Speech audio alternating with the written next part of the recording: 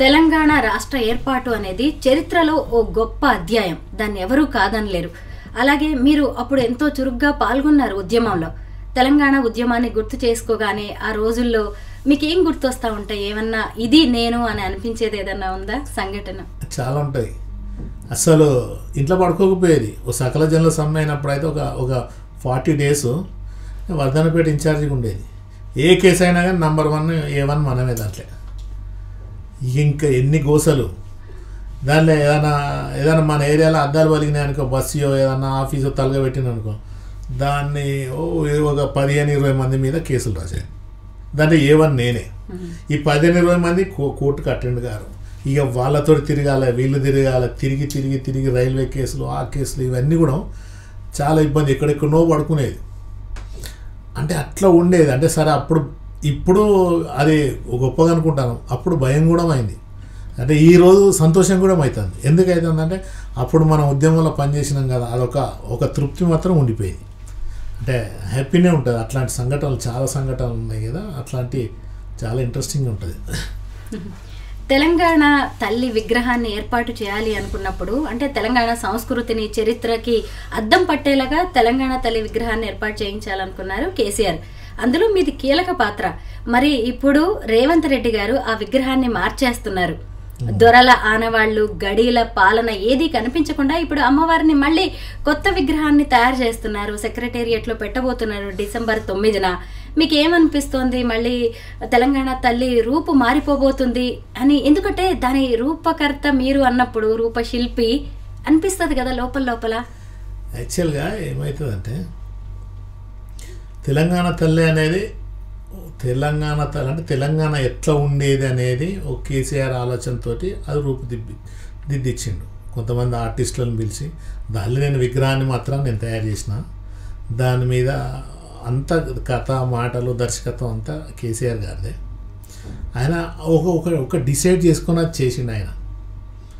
ఆయనకు మంచిగా అనిపించింది. చాలామంది మేధావులు సలహా తీసుకుని మంచిగా అనిపించింది. మళ్ళీ దీన్ని మాడిఫై చేయాలని మరి ఈ ముఖ్యమంత్రి ఏమనుకుంటాడో మనకు తెలియదు. ఒకవేళ ఈయన ఆలోచన ఎట్లా ఆ బొమ్మను చూసిన తర్వాత మనం కూడా ఆలోచించవచ్చు. అంటే ఎవరి ఆలోచన వాళ్ళకంటే జనరల్గా ఇది మారితే మంచిదా, మారకుంటే మంచిదా?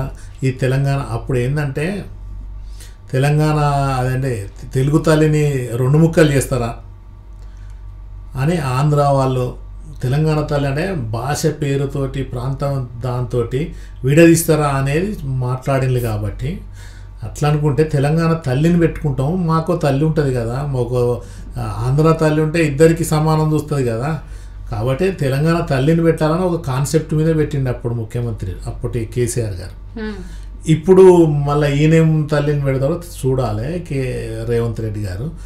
అంటే ఆ నగలే కానీ, మెడకున్న, చేతులకున్న అవే కానీ, ఆర్నమెంట్స్ అవన్నీ అడుగుకున్న వడ్డాల అట్లాంటి, అంటే ఒకప్పుడు ఘనంగా ఉన్న తెలంగాణ అనే కాన్సెప్ట్ తీసుకురావడం కోసం తెలంగాణ తల్లిని పెట్టిండు.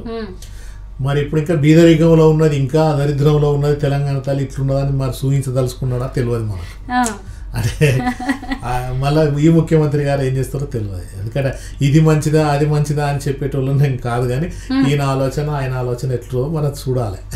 అంటే తెలంగాణ తల్లి రూపశిల్పి మీరు, అంటే ఆ సభ్యుల్లో మీరు కీలకంగా వ్యవహరించారు. కానీ ఇప్పుడు మీరు అదే పార్టీ కాంగ్రెస్లో ఉన్నారు. ఆయనకు ఆ విషయం తెలుసు. మరి మిమ్మల్ని సంప్రదించడం కానీ, మీ అభిప్రాయాలను తీసుకోవడం లాంటివి ఏం చేయలేదా సీఎం గారు? అట్లా అంటే ఏముంటుందని, ఆర్టిస్టులం కదా, దాని డైరెక్టర్లం కాదు మనం. వాళ్ళు చెప్పినట్టు చేసేటోళ్ళం. కానీ అదేమో అట్లానే కాదు, అంత మేధావులు కలిసి చేసిన డిజైన్ అది అంతే. దాంట్లో మనదేం లేదు. దాంట్లో ఓన్లీ స్టాచ్యూ చేసిన పాత్ర మనది. అట్లా 2 సార్లు మీరు వరంగల్ నుంచి ఎంపీగా గెలిచారు. నేను కూడా జర్నలిస్ట్గా మిమ్మల్ని లోక్సభలో, పార్లమెంట్లో పలుసార్లు కలవడం అనేది జరిగింది. అయితే ఎంపీగా నేను ఇది చేశాను, ఇది సాధించాను అని చెప్పుకోవడానికి ఏదైనా ఉందా? ఉన్నాయి. అది నాది ఒకటే. అది మైనస్ అంటారా, ప్లస్ మైనసే కావచ్చు. అది ఈ చాలా అంశాల మీద హృదయలా దాదాపు 36 కోట్లు తీసుకొచ్చినాం. దాంట్లో అమృత్లా 36 కోట్లు తీసుకొని వచ్చినాం. దాన్ని మినీ ట్యాంక్ బండ్ అది చేసినాం. కానీ మినీ ట్యాంక్ బండ్ మీద 100% కేంద్ర ప్రభుత్వం ఉందండి. అప్పుడు నేను ఏంది ఏదేంటి స్టేట్ పార్టీ కదా, బీఆర్ఎస్ పార్టీ, రీజనల్ పార్టీ. దీంట్లో బీఆర్ఎస్ నుండి మేమే చేసినాం అనే కాన్సెప్ట్ మీద వీళ్ళు మాట్లాడేది లేదు. ఇక విత్ ఇన్ ద పార్టీని మీరు చేయలేదు, ఇది కేంద్రం నుంచి నేను తీసుకొచ్చిన అని చెప్తే ఈ పార్టీకి ఆపోజిట్ చెప్పినట్టు అవుతుంది. అది 100% నేను తీసుకొచ్చిన, నేను డ్రాఫ్టింగ్ చేసి నేను తిరిగి ఆ అమృతుల అమౌంట్ అదంతా కూడా తీసుకొచ్చి అది చేసింది నేనే. కానీ ఆ ఖాతాలంతా ఏంటంటే అప్పుడు ఉన్న బీఆర్ఎస్ ఖాతాలకు వేసుకోవడం జరిగింది. ఇంకొకటి రూర్బన్ అని ఉంటుంది. రూర్బన్లో మన తెలంగాణ స్టేట్లో ఒక్కదానికి వచ్చింది మనకు, తీసుకొచ్చాం. అది పర్వతగిరి, వర్ధన్నపేట నియోజకవర్గం పర్వతగిరి మండలానికి తీసుకొచ్చాం. ఒక మండలాన్ని తీసుకొని అక్కడ ఏమేమి కావాలి, పబ్లిక్ ఏమేమి కావాలి, ఆ స్ట్రీట్ లైట్సే కానీ, లేకుంటే గిడ్డంగులే కానీ, లేకుంటే అదేంటి చెరువుల నిర్మాణమే కానీ, అవన్నీ చేసుకోవడం కోసం ఒక మండలాన్ని మొత్తం బేస్ చేసుకొని డెవలప్ చేస్తారు. అది రూర్బన్లో తీసుకొచ్చింది మనమే. అప్పుడున్న లోకల్ మంత్రి నేనే తీసుకొచ్చిన అంటాడు, ఆ లోకల్ ఎమ్మెల్యే నేనే అంటాడు. వాళ్ళు తీసుకొచ్చు అది గేట్ కూడా దాటనేరు, మీకు తెలిసే ఢిల్లీలో. అది తీసుకొచ్చింది నేను, అదే వేదిక మీద నేను కూడా ఉన్నాను. ఇది నేనే అది నేనే చేసి, ఇది ఎంపీ గారు చేసినలో అందరం కలిసి చేసినామంటే అది వేరు. కానీ మనంలో ముందు పెట్టుకొనే నేనే చేసినానంటే నేనేమనాలి, వాళ్ళు ఎప్పుడు కూడా రానోళ్ళు, ఎప్పుడు వాళ్ళకి తెలియదు కూడా. అది వాళ్ళతోటి నాకు ఇక విత్ ఇన్ ద పార్టీలో గొడవలా. ఆ రూర్బన్ అది చేసింది నేనే. ఒక నేషనల్ హైవే దాదాపు నిడిగొండ నుంచి నీర్కుల దాకా 96 కిలోమీటర్లు నేషనల్ హైవే, అది వచ్చింది కూడా మనం చేసింది. అంటే ఎప్పుడైనా కానీ ఉత్తగా నేను చేసిన అని అంటారు తప్ప, కానీ ఇది కేంద్ర ప్రభుత్వంలో ఉండే పరిధిలో ఉండేటి. మనం చెప్తే ఇటు నుంచి అటు కూడా జరగదు. కాకుంటే ఇది కేంద్ర ప్రభుత్వంలో నుండి పనులు జరిగినాయన్నీ మన ఖాతాలో వేసుకుంటా ఉంటాం. ఇది ఎవరైనా చేసుకునేది అదే జనరల్గా. అది మీరు ఒప్పుకున్నా ఒప్పుకోకపోయినా అది నేను చేసిన అనే చెప్పుకుంటా ఉంటాం.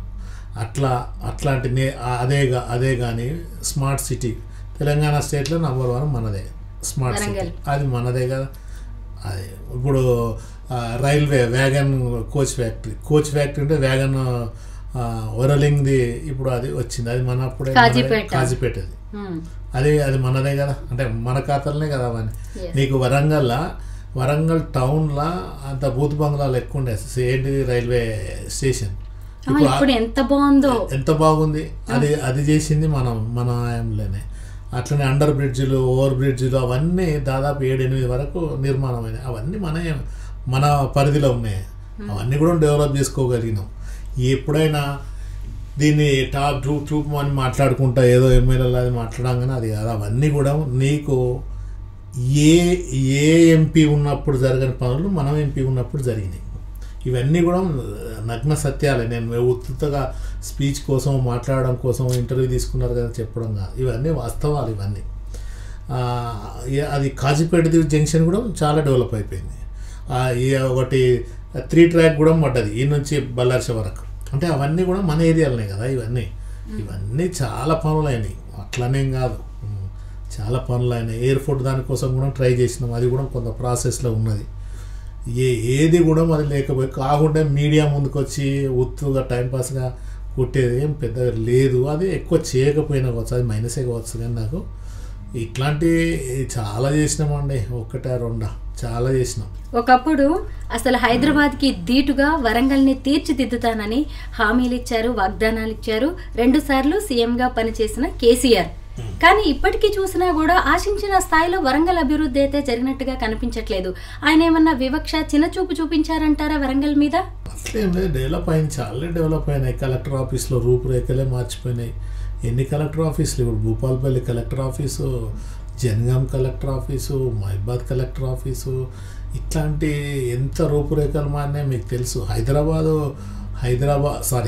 హన్మకొండ కలెక్టర్ ఆఫీస్ ఎట్లుండే, ఇప్పుడు ఎంత బాగైంది. అయినాయి, డెవలప్ అయినాయి. అది అంటే మనం అయినాయి నిజాలు మాట్లాడుకోవాలనేది మనం మాట్లాడుకుంటున్నాము.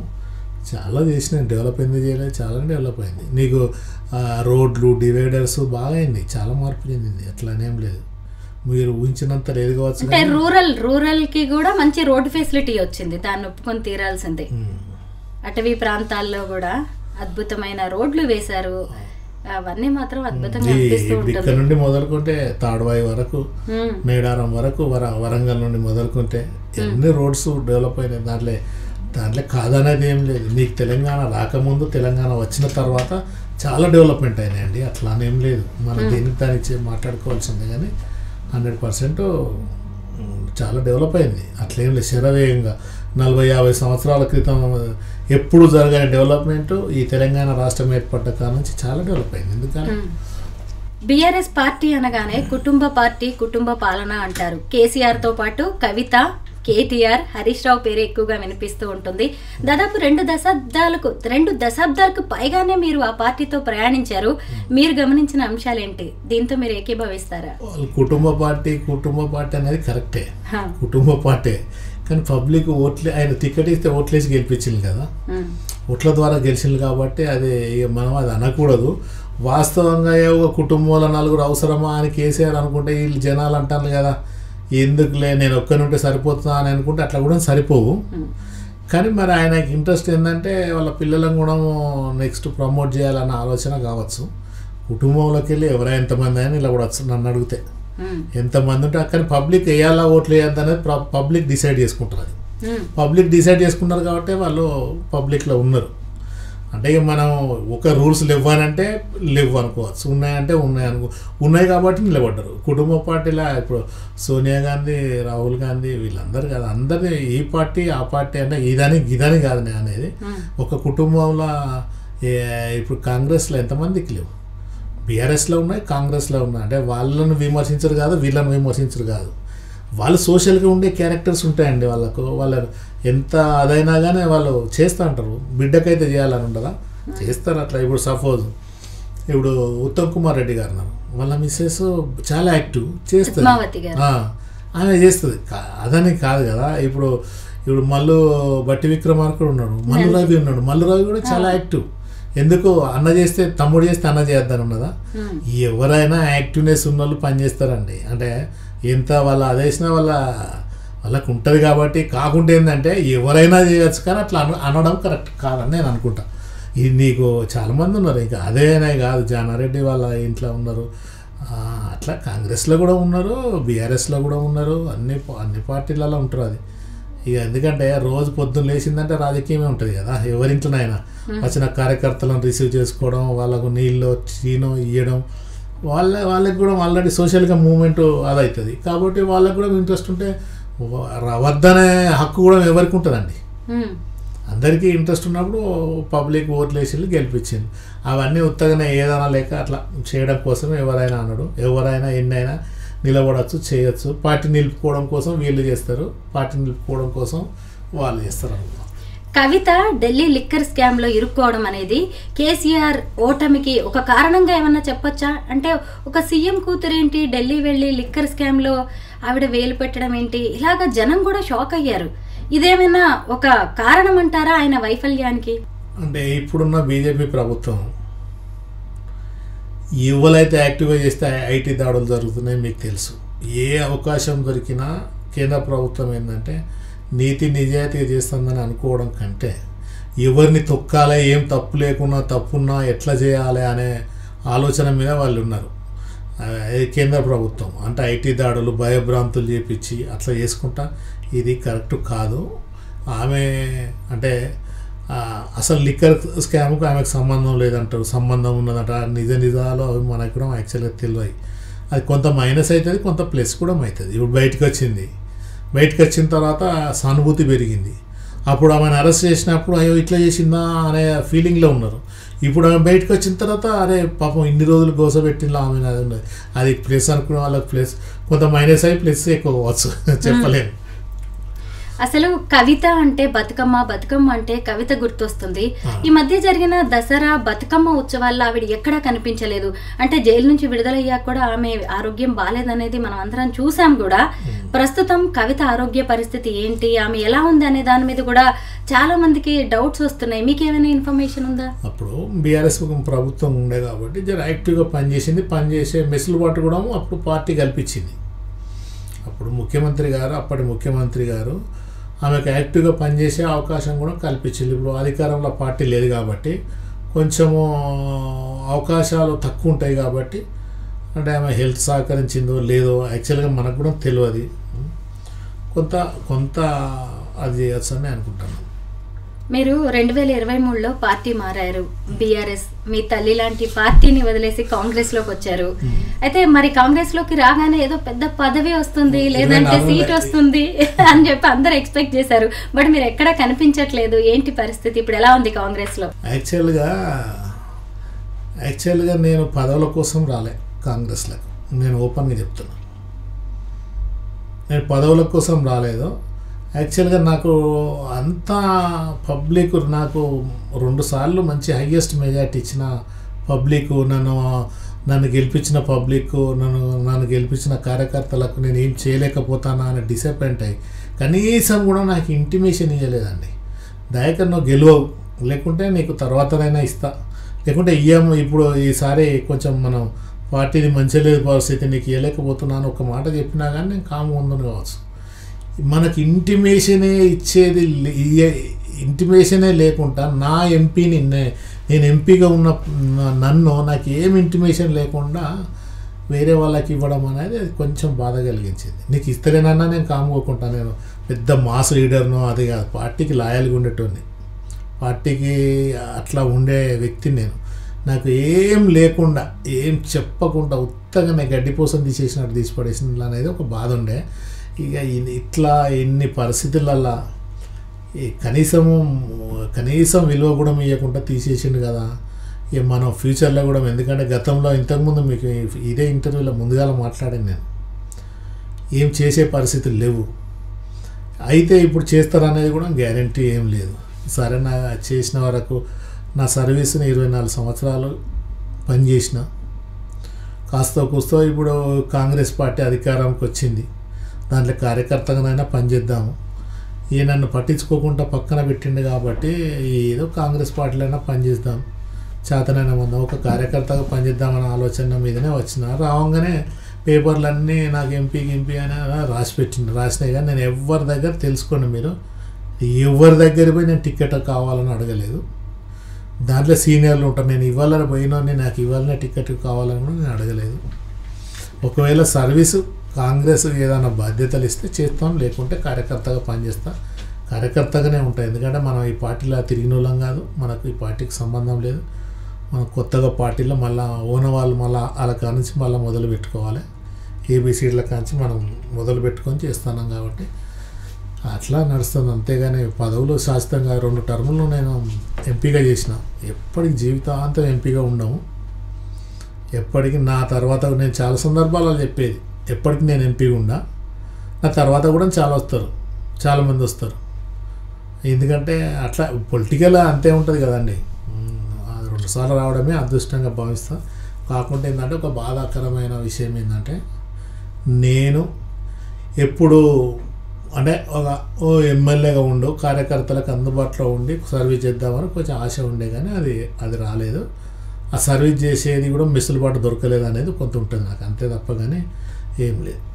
కాంగ్రెస్ పాలన ఎలా సాగుతోంది? 6 గ్యారెంటీలని సరిగ్గా అమలు చేయలేక, నిధులు లేకే లేనిపోని కొత్త విషయాలని తెర మీదకి తెస్తున్నారు. అందులో భాగమే ఇప్పుడు కేటీఆర్ మీద జరుగుతున్న డ్రగ్స్ ప్రచారం. వాళ్ళ ఫ్యామిలీ పార్టీలో డ్రగ్స్ దొరికాయంటూ ప్రచారం చేస్తున్నారు. అలాగే ఆయన బావమరిది కావచ్చు, కుటుంబ సభ్యులను కూడా డ్రగ్స్ లోకి లాగడం అనేది ఎంతవరకు కరెక్ట్ అంటారు? అదంతా డ్రగ్స్ ఉన్నాయో లేవో మనకు తెలియదు.